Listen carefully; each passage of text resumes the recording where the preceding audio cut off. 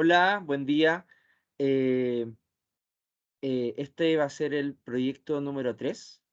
Mi nombre es Cristian Gutiérrez y nos acompaña también el Mauricio Torres.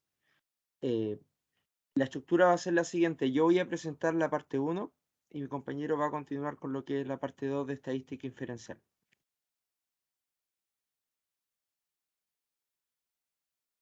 Bien, la parte uno, las instrucciones eran generar un análisis exploratorio de los datos, es decir, toda la parte de la estadística descriptiva, ¿ya? Y además incluir la generación de nuevas variables de cada valor. Para ello, primero importamos la librería respectiva, pandas, estadísticas, que en este caso la instalamos en el entorno de desarrollo. Bien, primero cargamos el archivo Excel de nutrición y luego verificamos las primeras 5 filas con el método .get, ¿ya? O sea, yo lo voy a ir cargando igual, a ver si está funcionando todo ok. Bien. Em, Luego vemos la información detallada de cada una de las variables, ¿ya? Verificamos que nuestra data, vamos a cargar esto, con un punto info, vemos cuáles son todas las variables, todas las columnas que tiene el data y podemos comprobar que solamente hay dos variables cualitativas, ¿ya? La que sería grupos e individuos. Y todo el resto pasan a ser variables cuantitativas. De todas formas, es posible comprobar si alguna variable cuantitativa no es en realidad una variable del tipo ordinal. ¿Ya? Por ejemplo, cuando se le asigna, por ejemplo, a cada grupo un número respectivo, es fácil comprobar que no es el caso debido a que al ver los nombres es posible verificar que efectivamente son variables del tipo decimal, ¿ya? Ser float. Bien. Primero mostramos la cantidad de columnas, filas y el tamaño que tiene el data frame. ¿Ya? Esto también tendríamos que comprobar que efectivamente son 17 variables. Y también nos indica el tamaño de la data que son 11.084. Luego comprobamos si existen datos duplicados en la variable individuo. Esto nos va a servir para comprobar si hay alguna variable repetida, ¿ya? Si se encuesta a la misma persona. En este caso cargamos. Y mostramos también lo posible las 5 filas de este nuevo data frame y es posible comprobar de que no hay datos duplicados, ¿ya? No se observan duplicados de individuos. Procedemos a revisar si es que existen datos perdidos, ¿ya? Datos nulos. Cargamos, esta suma y verificamos que las siguientes variables sí presentan datos perdidos, la que serían la talla, edad, peso, circuncuello, el IMC, la circunferencia de la cintura, la cadera, y ahí es posible comprobar cada una de las diferentes variables, ¿ya? Hasta masa corporal magra tenemos datos perdidos, ¿ya? Para este caso, primero vamos a trabajar solamente con las variables del tipo cuantitativa. Ahí utilizamos el método select y solamente trabajamos con todos los datos que son de tipo float, ¿ya? Esto en realidad solamente tomaría una colección de todos los nombres de las columnas que tienen variables cuantitativas y con esto ya creamos un nuevo data frame con solamente las variables cuantitativas, ¿ya? Y obviamente verificamos a partir de las 5 primeras filas. De ya no está presente la columna individuo ni tampoco la columna grupos. Procedemos ahora a limpiar los datos perdidos. Para ello vamos a utilizar una imputación paramétrica. Son variables cuantitativas, vamos a utilizar la mediana. Vamos a reemplazar todos aquellos valores perdidos con su respectiva mediana, ¿ya? Ahí utilizamos la instrucción correspondiente, indicamos que vamos a reemplazar con la mediana y luego comprobamos nuevamente si es que todavía nos quedan datos nulos, ¿ya? Descargamos el archivo y ahora podemos comprobar que todas las variables que hemos enunciado ya no tienen presente datos nulos. Luego trabajamos, primero yo definí varias funciones, lo que es la función media, el mínimo, los cuartiles, el máximo, el rango también, alguna de dispersión como lo que es el rango, la varianza, la desviación estándar y el coeficiente de variación, ¿ya? Definí una serie para cada estadístico, para ello fui utilizando el método Apple y fui utilizando cada una de las funciones que definí. Y por último, creé un data frame con todos los estadísticos presentes. ¿Ya? Creé el data frame primero con el índice que van a ser estas variables numéricas y luego fui introduciendo cada serie como una respectiva columna. ¿Ya? Entonces, si cargo de nuevo data frame que se llama data-e, tengo mucha imaginación, es posible verificar que tengo de índice todos los valores que antiguamente eran las columnas en el data frame que cargamos, y las columnas son los respectivos estadísticos que definí. ¿Ya? Por último, comprobé si existía correlación lineal entre las distintas variables del data, obviamente trabajando con el data frame de variables cuantitativas. Si cargo el archivo, me presentan ahí el análisis de cada una de las variables. Por ejemplo, obviamente los que son iguales van a presentar una correlación positiva perfecta. Por lo tanto, presento estos datos mejor en una tabla de correlación, donde acá, por ejemplo, se indica si es que hay una correlación fuerte positiva. Acá no llega hasta el -1, me imagino, porque no hay ninguna que se acerque a ese valor. Y ahí no se repiten los datos ni tampoco se muestra de forma redundante el peso con la talla, por ejemplo, y no la talla con el peso nuevamente. ¿Ya? Se muestra como un gráfico escalonado. ¿Ya?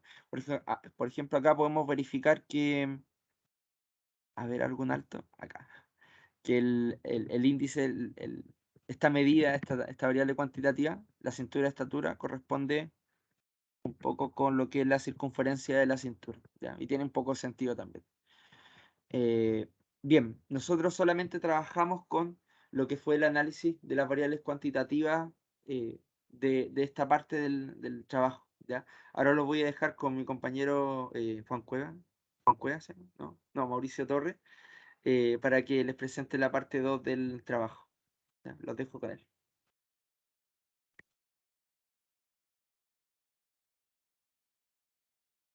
Profesor, parece que está silenciado. Ahí sí. Ahí sí, Ya, estamos. muchas gracias. Bueno, en la segunda parte se nos pedía trabajar con estadística inferencial utilizando al menos 5 variables. ¿Ya? Aquí tenemos el término de la presentación de Christian y aquí partimos con la segunda parte. Bueno, lo primero que vamos a hacer es un test de normalidad, ya para la variable talla, y lo vamos a hacer de dos formas. Primero, de forma gráfica, a través de un qqplot, ya que ahí podemos ver cómo que se ve una variable bastante normal, ya está bastante cercana, ¿cierto?, los puntos a la recta. Por lo tanto, podríamos ahí ya más o menos tener una idea de que es una variable que se distribuye normalmente, la variable talla. Y después hacemos, ¿cierto?, un KS test, que es un test de normalidad para un n mayor que 50, ya porque aquí tenemos, son cerca de 500 datos, creo. Por lo tanto, ese es el test que nos sirve. Y podemos, ¿cierto?, apreciar de que el estadístico resultante es mayor que el p-valor. Por lo tanto, ¿cierto?, podemos concluir que con un 5% de significancia que la variable talla se distribuye normalmente. ¿Ya? Ahí tenemos un primer uso de lo que estamos comenzando a trabajar. Vamos a hacer ahora, vamos a trabajar ahora con la data. Primero voy a rescatar, ¿cierto?, lo que hicimos, la data imputada que está guardada ahí. La vamos a guardar en una nueva y le vamos a agregar los grupos que traía la data original. ¿Ya? Entonces, eso todo lo vamos a dejar almacenado en una data 3. Y ahí tenemos la muestra, ¿cierto? Y ya no nos aparecen datos nulos. Tenemos solamente datos todos imputados, por lo tanto lo vamos a poder trabajar sin problema. Primero graficamos, hacemos un gráfico por grupos y tallas, perdón, por grupos y pesos. Ahí está, lo podemos apreciar. Y vamos a realizar, con respecto a estos dos grupos, el grupo A y el grupo B que aparecen en la data entregada, una prueba de dos muestras independientes para la media, ¿ya? Entonces vamos a verificar si existe diferencia significativa entre las medias o no de estos dos grupos, el grupo A y el grupo B. Entonces, según la prueba de test student, acá armamos los dos grupos, ¿ya? Y la vamos a comparar con respecto al IMC.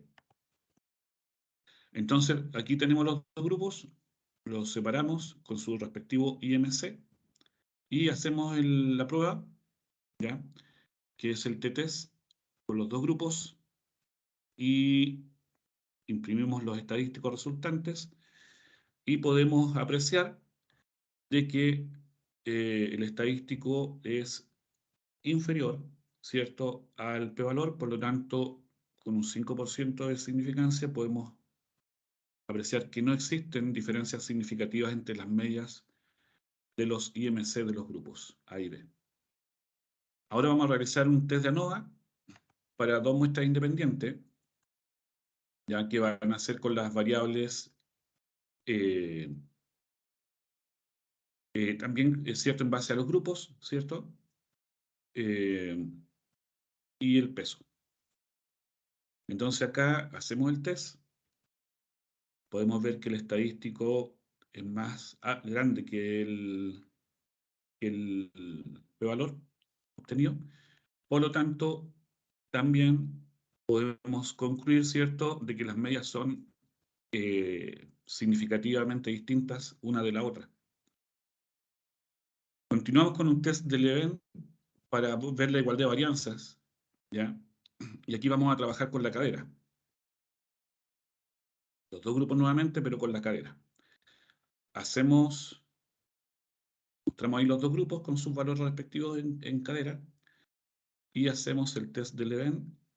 Ahí están los estadísticos, ¿ya? 12,859, el p-valor es cercano a 0. Entonces, como el p-valor es menor que 0,05, concluimos de que hay diferencias significativas entre las varianzas de los grupos A y B. Luego hacemos el siguiente ejercicio. Lo que vamos a hacer acá es discretizar la variable talla en 5 grupos, que les vamos a llamar 0, 1, 2, 3, 4. ¿Ya? Esos 5 grupos los discretizamos a través de esta función, Cabin Discreter, que es de la librería sklearn, y utilizando la columna talla obtenemos los valores discretizados. ¿Ya? Acá tenemos a continuación un gráfico de estos 5 grupos que hemos creado con respecto al IMC. O sea, la talla en el eje horizontal y el IMC en el eje vertical. ¿Ya? Podemos apreciar ahí que los 5 grupos tienen un diagrama de cajón más o menos parecido, ¿cierto? Con alguna diferencia entre las medias, ahí podemos ver. Y a continuación hacemos una prueba de ANOVA para muestras independientes, ¿ya? Pero para múltiples grupos. Entonces vamos a comparar las medias de los n grupos.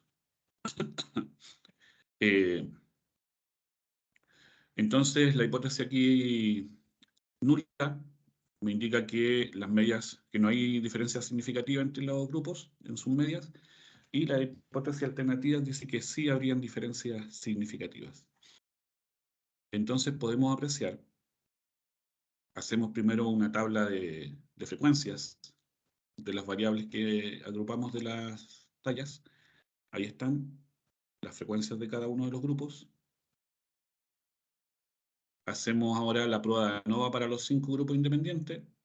Ahí está la prueba de ANOVA, ya con la talla discretizada y el IMC. Y nos da un valor de 18.2, que si lo comparamos con su prevalor, ¿cierto?